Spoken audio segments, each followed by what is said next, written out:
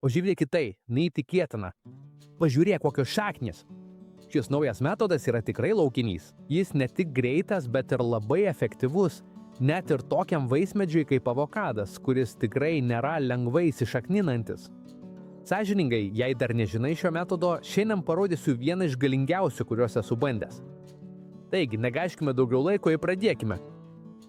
Pirmiausia, reikės pasirinkti vaismedį, kurį norime dauginti. Šiuo atveju pasirinkau jauną avokadą, nes noriu jų turėti nemažai savo darže.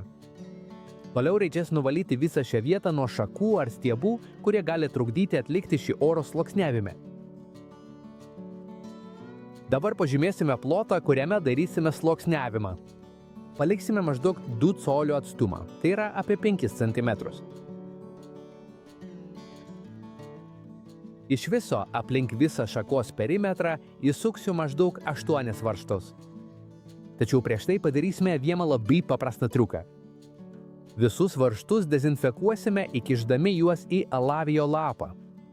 Taip, kai jie perskros šaką, bus iš dalies dezinfekuoti. Dabar su atsuktuvu pravedame atsitiktinai įsukti visus varžtus į pažymėtą plotą.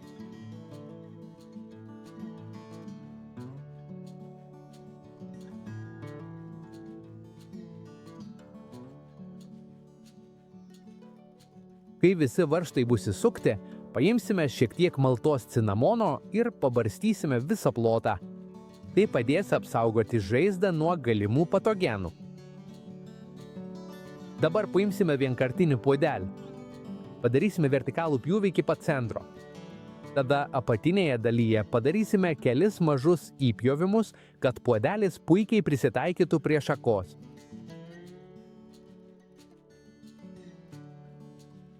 Dabar, kai puodelis jau uždėtas, švelniai pritvirtinsime jį su dirželiu, kad nenukristų, kol jį užpildysime. Štai taip. Tai substratas, kuris labai gerai drenuoja, išlaiko nemažai drėgmės ir nesusispaudžia lengvai. Labai panašu. Į universalų substratą po truputį dedame substratą ir jam susispaudžiant vis labiau veršiame dirželius, kol viskas bus tvirtai pritvirtinta.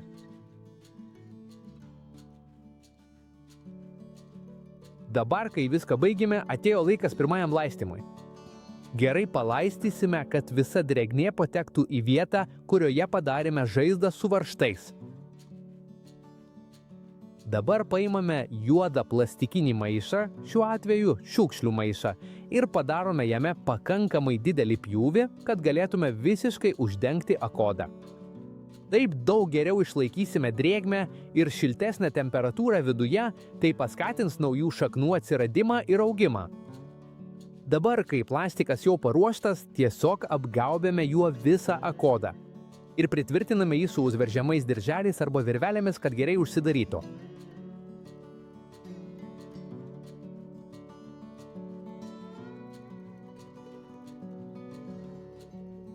Šio metodo priežiūra yra labai paprasta. Kas tam tikrą laiką atidarome viršutinę akodą dalį ir įpilame šiek tiek vandens, kad išlaikytume substrato drėgmę. Paprastai to pakanka daryti maždaug kartą per 10 dienų. Tačiau jei labai karšta, rekomenduojama patikrinti šiek tiek anksčiau, kad įsitikintume, jog substratas niekada visiškai neišdžiūsta.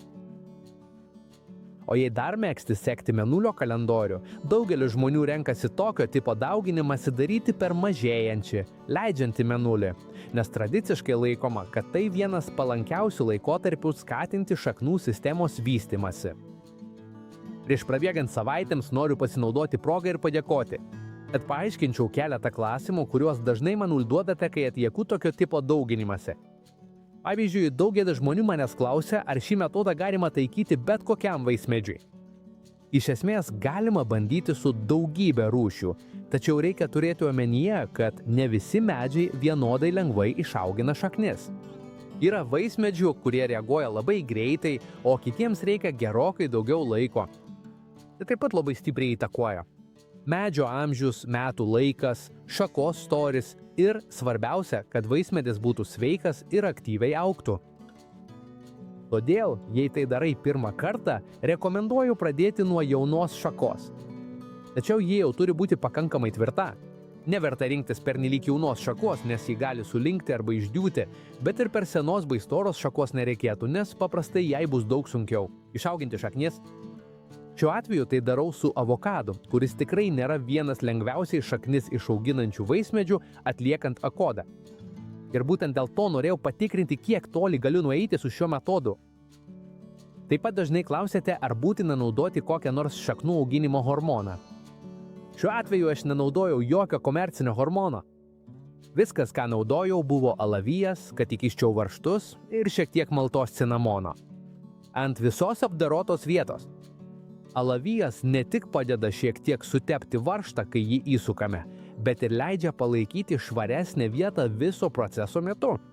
O cinamoną naudojau kaip pagalbą apsaugoti visą tą vietą, kurioje sukėlėme žaizdas. Tačiau, jei turi šaknų auginimo hormoną ir nori jį naudoti, taip pat gali tai padaryti. Galėtum užberti nedidelį kiekį aplink vietą, kur padarėme skylutes, prieš uždarant vazoną su substratu. Tačiau nereikėtų prisistengti, nes didesnis kiekis nereiškia, kad medis išaugins daugiau šaknų. Svarbiausia čia nėra viską užpildyti produktu. Iš tikrųjų svarbu, kad būtų pažeista zona galinti išauginti šaknis, kad substratas išlaikytų pastovę drėgmę ir kad atliekant kodą jis neišdžiūtų viso proceso metu. Praėjo jau daugiau nei 7 savaitės ir atėjo laikas patikrinti, ar šis naujas varžto metodas tikrai suveikia. Taigi atidarysime koną.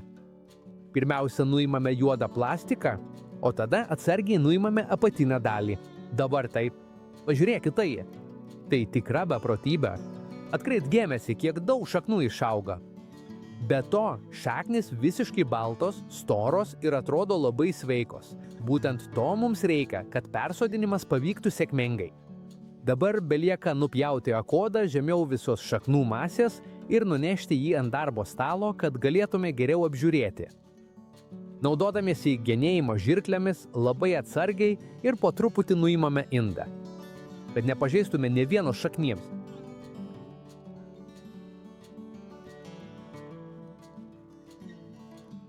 Dabar metas sodinti. Naudosiu maždaug 11 litrų vazoną. Ir lygiai tą patį substratą, kurį naudojame anksčiau, nes jis viso proceso metu pasiteisino puikiai. Padarome duobetę, įdedame akodą, gerai jį pritvirtiname ir aplinkui užpildome daugiau substrato. Lengvai prispaudžiame rankomis, kad būtų tvirtai, o tada gausiai palaistome. Dabar prasideda labai svarbus etapas prisitaikymo laikotarpis. Reikia turėti omenyje, kad šis naujas medis dar labai jaunas, o jo šaknis ką tik susiformavo. Todėl pirmasias 70 dienų jį laikysime pusiau pavėsyje arba pavėsyje, visada vengdami tiesioginių saulės spindulių. Taip sumažinsime persodinimo stresą. Ir suteiksime laiko naujoms šaknims visiškai savarankiškai prisitaikyti prie naujo gyvenimo, nepriklausomai nuo motininio medžio. Ir štai taip paprastai turėtume naują vaismedį, naudojant varžto metodą. Tai lengvas būdas, kuriam reikia medžiagų, kurias beveik visi turime namuose ir, kaip matai, jis gali duoti tikrai įspūdingų rezultatų. Dabar parašyk komentaruose, iš kurios šalies mane žiūri ir ant kokio vaismedžio norėtum išbandyti šį metodą. Labai ačiū, kad žiūrėjai iki galo. Jei tau patiko šis vaizdo įrašas, nepaviršk paspausti patinka, pasidalinti juo ir užsiprenumeruoti, kad nepraleistum kitų vaizdo įrašų. Susitiksime kitame vaizdo įraše. Stipriai apkabinimą. Iki!